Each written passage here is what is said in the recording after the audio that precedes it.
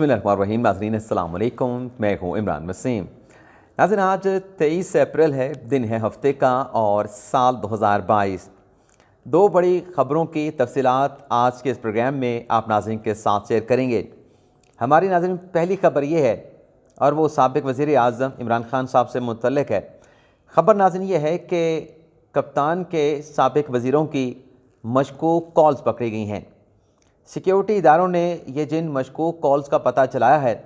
साबिक़ वज़रा की जानिब से ये मशकूक कॉल किसको की गई, ये क्या मामला है, इसकी तफसीलात पर आप नाज़रीन के साथ आगे चल के गुफ्तगू करेंगे। और दूसरी ख़बर में हम बात करेंगे नाज़रीन, जो गैर मुल्की अमरीकी मरासले का मामला है, जिस पर ख़ान साहब ने एक नैरेटिव भी बिल्ड किया है कि उनकी हुकूमत को गैर मुल्की साजिश के ज़रिए, अमरीकी साजिश के ज़रिए हटाया गया है। तो इस मरासले से मुतल्लिक़ एक और बड़ी ख़बर आज के इस प्रोग्राम में आप नाज़रीन के साथ शेयर करेंगे। लेकिन इससे पहले दो बड़ी अहम डेवलपमेंट्स की तफसीलात आप नाज़रीन के साथ मैं शेयर करना चाहूँगा। एक तो नाज़रीन जो पंजाब में नए चीफ मिनिस्टर की हलबर्दारी का मामला है, जिस पर कल लाहौर हाई कोर्ट में बड़ी अहम समाअत भी हुई, जिसमें सदर मुमलिकत आरिफ अलवी को लाहौर हाई कोर्ट के चीफ जस्टिस ने हुक्म दिया है कि जो गवर्नर हैं पंजाब के उमर सरफराज चीमा साहब, उन्होंने माजूरी का इजहार कर दिया है, तो लिहाजा जो सदर मुमलिकत हैं वो अपनी आइनी ज़िम्मेदारी को पूरी करते हुए किसी रिप्रेजेंटेटिव को, किसी नुमाइंदे को मुकर्रर करें जो नए चीफ मिनिस्टर से हल्फ ले सकें। इस हवाले से नाज़रीन डेवलपमेंट ये हुई है कि पंजाब और वफाकी हुकूमत के दरमियान और वफाकी हुकूमत और सदर मुमलिकत के दरमियान ख़त किताबत हुई है, जिसके बाद सदर साहब ने, आरिफ अलवी साहब ने सादिक संजरानी साहब को नुमाइंदा मुकर्रर कर दिया है। आज वो लाहौर जाएंगे, पंजाब जाएंगे और हमज़ा शहबाज शरीफ से जो है वो नए चीफ मिनिस्टर पंजाब का हल्फ लेंगे। और इसके साथ साथ नाज़रीन डेवलपमेंट ये भी हुई है, क्योंकि सादिक संजरानी ने हल्फ लेना है, तो जो पंजाब के गवर्नर हैं उमर सरफराज चीमा साहब, इस डेवलपमेंट के बाद सदर मुमलिकत की जानिब से सादिक संजरानी को नुमाइंदा मुकर्रर करने के बाद वो अलील हो गए हैं, वो हॉस्पिटल में दाखिल हो गए हैं। ये नाज़रीन डेवलपमेंट एक हुई है जिसकी तफसीलात आपके साथ शेयर करना ज़रूरी थी। दूसरी जो नाज़रीन डेवलपमेंट होने जा रही है आइंदा आने वाले चंद दिनों में, जो साबिक़ हुक्मरान, जो साबिक़ वज़ीर आज़म एक आवाम को रिलीफ़ दे के गए थे पेट्रोल की कीमतों से मुतल्लिक़, मिफ्ता इस्माइल साहब जो कि वज़ीर आज़म के मुशीर हैं, अमेरिका पहुँचे हुए हैं, IMF के साथ उनके मुज़ाकरात चल रहे हैं। तो इस बात पे जो निगोशिएशन चल रही थी वो तय पा गई हैं कि जो रिलीफ़, जो सब्सिडी ख़ान साहब दे के गए थे पेट्रोलियम मसनूआत की कीमतों के ऊपर, उस रिलीफ़ को, उस सब्सिडी को वापस ले लिया जाएगा। अब आप नाज़रीन याद करें कि मैंने ग़ालिबन फरवरी में या मार्च में ये ख़बर आप नाज़रीन के साथ मैंने शेयर कर ली थी कि चाहे इमरान ख़ान साहब जो हैं वो अदम एतमाद की तहरीक के नतीजे में सर्वाइव करें या ख़ान साहब की हुकूमत चली भी जाती है, जो भी सूरत हाल बनेगी, चाहे ख़ान साहब सर्वाइव कर जाएं, चाहे उनकी हुकूमत चली जाए, नई हुकूमत आ जाए, तो जो भी नई रजीम आएगी, नई हुकूमत आएगी, उसके दौर में ये जो पेट्रोलियम मसनूआत की कीमतों का मामला है, इसमें रद्द-ओ-बदल किया जाएगा और ये जो रिलीफ है, जो ये सब्सिडी है, इसे वापस ले ली जाएगी। तो इत्तफ़ाक़ राय हो चुका है, एग्री कर गए हैं पाकिस्तान के जो हुकाम मिफ्ता इस्माइल के साथ अमेरिका में गए थे, जिनके IMF के साथ मुज़ाकरात हुए हैं। तो फिर आइंदा आने वाले चंद दिनों में आवाम के लिए एक बुरी खबर ये आने वाली है कि पेट्रोलियम मसनूआत पर जो सब्सिडी दी गई थी, जो कीमतों को कम रखा गया था, अब वो कीमतें दोबारा से इंटरनेशनल मार्केट के बराबर होने जा रही है। लेकिन देखना ये होगा कि क्या इन कीमतों को एक ही झटके के साथ है, एक ही अटैम्प्ट के साथ जो है वो इंटरनेशनल मार्केट के बराबर किया जाएगा, या फिर आहिस्ता आहिस्ता करके इस पर जो टैक्स है, सेल टैक्स है, या जो एक लेवी होती है पेट्रोलियम लेवी, उसका नफाज आहिस्ता आहिस्ता किया जाता है, या फिर एक ही झटके में ये तमाम जो पिछला घाटा है या जो इस पर सब्सिडी है, इसको वापस ले लिया जाएगा। अब हम बात कर लेते हैं कि अमरीकी जो मरासला है, उस मरासले से मुतल्लिक़ बड़ी ख़बर क्या है। ऐसे आपको मालूम है कि जो कल नेशनल सिक्योरिटी कमेटी का अहम इजलास हुआ, जिसमें मीटिंग के बाद जो एलामिया जारी किया गया, उसमें एक नया लफ्ज़, यानी जो पिछली ख़ान साहब के दौर में नेशनल सिक्योरिटी कमेटी की जो एलामिया जारी किया गया था, उसमें कोई साजिश का लफ्ज़ नहीं था। DG ISPR ने भी प्रेस कॉन्फ्रेंस करते हुए ये कहा था कि जो एलामिया जारी किया गया है ख़ान साहब के दौरे हुकूमत में नेशनल सिक्योरिटी कमेटी की मीटिंग में, उसमें साजिश का लफ्ज़ इस्तेमाल नहीं किया गया। तो कल नाज़रीन जो एलामिया जारी किया गया, उसमें दो जगहों पर, जो पैराग्राफ नंबर 2 है, उसमें दो जगहों पर ये लफ्ज़ इस्तेमाल किया गया कि साजिश नहीं हुई, यानी इमरान खान को की हुकूमत के गिराने के पीछे کوئی مداخلت، کوئی سازش نہیں تھی۔ لیکن ناظرین اس اعلامیہ کے بعد اب جو پی ٹی آئی کے دوست ہیں، جو ان کے سپورٹر ہیں، جو ان کے ووٹرز ہیں، وہ یہ کہہ رہے ہیں کہ یہ انڈورسمنٹ کی گئی ہے جو سابق حکومت کا یا پی ٹی آئی کا بیانیہ ہے کہ سازش نہیں بلکہ مداخلت ہوئی ہے۔ تو اس سازش اور مداخلت میں کیا فرق ہے، اس پر بھی آپ ناظرین کے ساتھ آگے چل کے گفتگو کریں گے، کیونکہ سابق سفارتکار اعزاز چودھری نے بھی یہی بیان دیا ہے کہ یہ جو امریکی مراسلہ ہے یہ مداخلت تو ہو سکتی ہے لیکن اس کو سازش نہیں کہا جا سکتا۔ اب اس میں خبر کیا ہے جو آپ ناظرین کے ساتھ ہم نے شیئر کرنی ہے؟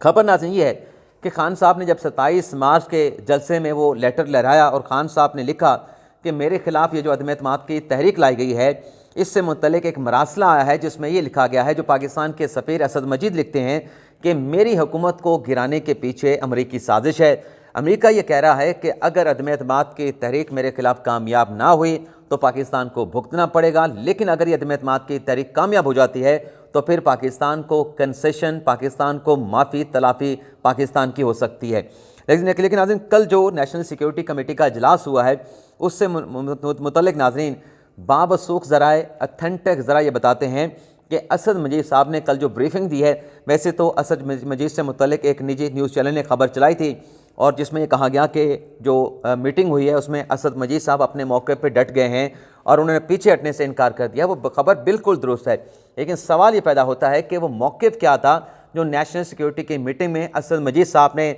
مسلح افواج کے تینوں سربراہان کے سامنے رکھا، وزیر اعظم کے سامنے رکھا اور وفاقی وزراء کے سامنے رکھا۔ اس بات کو کلیئر نہیں کیا گیا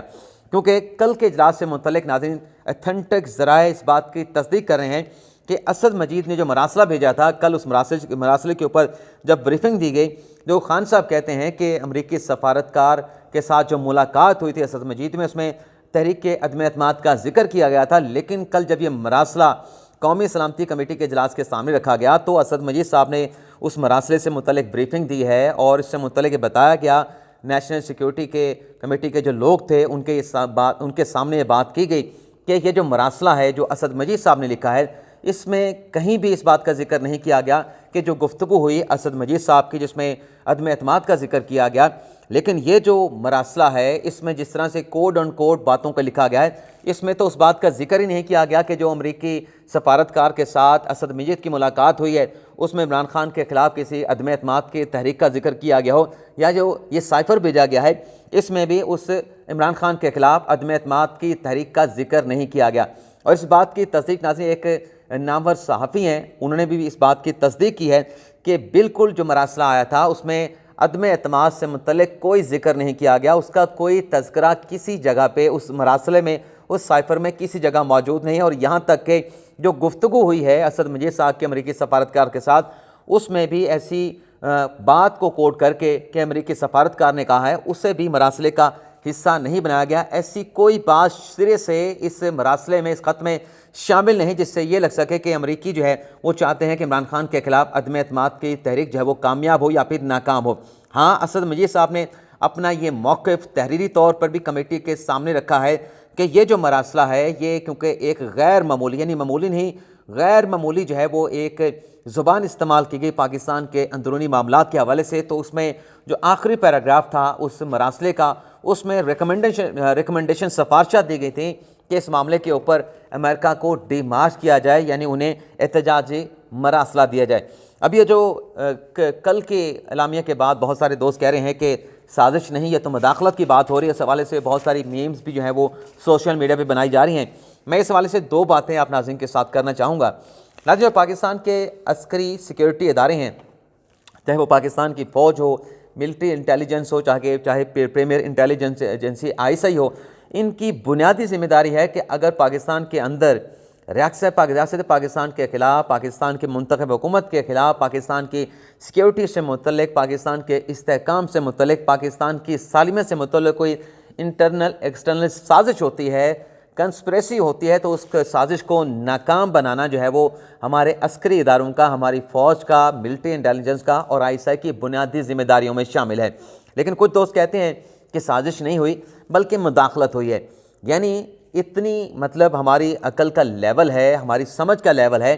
کہ جو ذمہ داری سازش کی ہے عسکری اداروں کی، کیا ہماری ریاست پاکستان نے ان اداروں کو، عسکری اداروں کو، انٹیلیجنس اداروں کو ایسی کوئی ذمہ داری نہیں سونپی گئی کہ مداخلت، یعنی کہا یہ جا رہا ہے، پرسیپشن یہ بلڈ کی جا رہی ہے کہ جو سازش ہے وہ اتنی سنگین نہیں، لیکن جو مداخلت ہے وہ بہت زیادہ سنگین معاملہ ہے۔ تو جو بہت زیادہ سنگین معاملہ ہے مداخلت کا، اس کی ذمہ داری اس کو کاؤنٹر کرنے کی فوج کو نہیں دی گئی، آئی ایس آئی کو نہیں دی گئی، ملٹری انٹیلیجنس کو نہیں دی گئی، لیکن جو ایک پرسیپشن بنایا جا رہا ہے کہ سازش جو ہے وہ کم سنگین معاملہ ہے، اس کی ذمہ داری سونپی گئی ہے۔ کیا عقل یہ بات ماننے کے لیے تیار ہے؟ ان اداروں کو تو ذمہ داری یہ دی گئی ہے کہ اگر کوئی سازش ہوتی ہے انٹرنل ایکسٹرنل سیکیورٹی سے متعلق، ملکی سالمیت سے متعلق، استحکام سے متعلق، آپ نے اسے ناکام بنانا ہے، چاہے وہ سازش ہو، چاہے وہ مداخلت ہو، چاہے وہ غلطی ہو، کچھ بھی ہو، اس چیز کو ناکام بنانا جو ہے وہ سیکیورٹی اداروں کی ذمہ داری ہے۔ لیکن کل کے اعلامیے میں تو واضح لکھ دیا گیا ہے کہ جو سیکیورٹی ایجنسیز کی، یعنی ایک ایجنسی کی نہیں، جو مختلف ایجنسی کی تحقیقات ہیں، ان کی جو آبزرویشن ہے، ان کی جو انکوائری ہے، ان کی جو اسیسمنٹ ہے، اس کے مطابق ایسی کوئی رجیم چینج کی سازش ہے وہ پاکستان کے خلاف یا سابق حکمرانوں کے خلاف نہیں کی گئی۔ اب مداخلت کا کیا معاملہ ہے، اس پر بھی تھوڑی سی میں اور بات کرنا چاہوں گا۔ مداخلت تو انڈیا بھی ہمارے بارڈر کے اوپر کرتا ہے کہ ایل او سی کو کراس کر دیتے ہیں، وہاں پہ فائرنگ ہو جاتی ہے، معاہدے کی خلاف ورزی کر دیتے ہیں، اور اسی طریقے سے بھارت جو ہے وہ پاکستان کے اندرونی معاملات میں بھی مداخلت کرتا ہے، اس طریقے سے کرتا ہے کہ تخریب کاری کی جاتی ہے، یہاں پہ وہ کلبھوشن یادو جیسے جو ہے وہ دہشت گرد بھیجے جاتے ہیں، تو اسے رجیم چینج کی سازش تو نہیں کہا جا سکتا، مداخلت نہیں کہا جا سکتا۔ ماضی میں افغانستان نے پاکستان سے اندرونی معاملات سے متعلق کچھ ایسی باتیں کی ہیں، یعنی اگر پاکستان جو بھارت کو ایک سکھ ایک تحریک کا سامنا ہے، اگر پاکستان اس پر یہ سٹیٹمنٹ دے دے کہ سکھوں کو آزادی ملنی چاہیے، علیحدہ ملک ملنا چاہیے، تو انڈیا بھی یہی کہے گا کہ پاکستان جو ہے وہ بھارت کے اندرونی معاملات میں مداخلت کر رہا ہے۔ تو اس میں سازش کہاں سے آ گئی؟ سازش مداخلت اس طریقے سے بھی ہوتی ہے اور یہی مداخلت ہوتی ہے۔ آخری جو خبر مشکوک کال سے متعلق ہے، مختصر سی خبر آپ کے ساتھ شیئر کرنے کی کوشش کرتے ہیں۔ ناظرین، اسد مجید صاحب جنہوں نے کل نیشنل سیکیورٹی کے اجلاس میں بریفنگ دی ہے،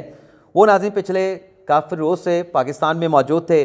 اور خبر یہ سامنے آئی ہے جس میں بتایا گیا ہے کہ اسد مجید صاحب کے ساتھ جو خان صاحب کے سابق وفاقی کابینہ کے دو اہم افراد جو ہے ان کے ساتھ کنیکٹڈ تھے، ان کے ساتھ ٹیلی فون وہ رابطہ کر رہے تھے، یعنی وہ نہیں کر رہے تھے، اسد مجید صاحب جو خان صاحب کے اپنے کھلاڑی ہیں، سابق وفاقی کابینہ کے لوگ تھے، وہ بار بار رابطہ کر رہے تھے، اور یہ جو رابطے کیے گئے ہیں، مشکوک کالز کی گئی ہیں، اس کے اندر گفتگو کیا ہوئی ہے وہ ابھی آپ کے ساتھ ہم شیئر نہیں کر سکتے، نہ ہی ہمیں ہمارے سورس کی جانب سے بتایا گیا ہے، لیکن یہ کہا جا رہا ہے کہ یہ کالز اس لیے کی گئی کہ کسی طریقے سے یہ جو بیانیہ ہے اسے کسی قسم کا نقصان نہ پہنچے۔